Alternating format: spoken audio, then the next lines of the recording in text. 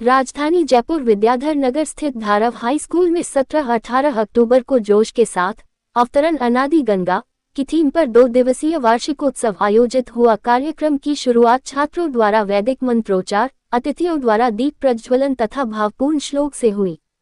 कार्यक्रम की अध्यक्षता देवयानी जयपुरिया ने की।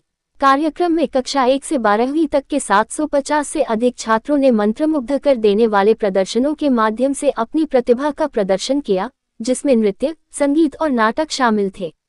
विद्यार्थियों ने अवतरण अनादि गंगा नाटिका द्वारा गंगोत्री से बंगाल की खाड़ी तक गंगा नदी के उद्भव तथा वर्तमान रूप की यात्रा, स्थिति को अभिनय तथा नृत्य के माध्यम से प्रस्तुत करते हुए संदेश दिया। इस मौके पर निदेशक अदिति मिश्रा, कर्नल दीपक सहगल और अन्य स्कूलों के प्राचार्यों सहित अन्य गणमान्य व्यक्ति। धारव हाई स्कूल जयपुर का ये पहला एनुअल फंक्शन है।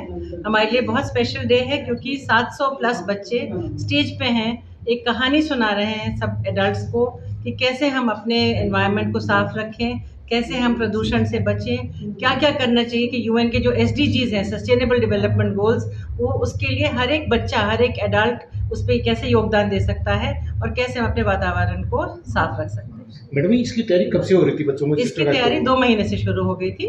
तो स्कूल में जैसे 2 घंटा, जैसे जिस वक्त बहुत गर्मी नहीं होती उस वक्त रिहर्सल होती थी, उसके बाद क्लासेस में पढ़ाई भी होती थी, क्योंकि स्कूल में दोनों चीज़ें साथ साथ होनी चाहिए, पढ़ाई भी और इको करिकुलर एक्टिविटीज़। हालांकि हम ये मानते हैं कि जब बच्चे कुछ एक्टिविटी करते हैं तो उनको फील्ड और स्टेज ज़्यादा याद रहता है।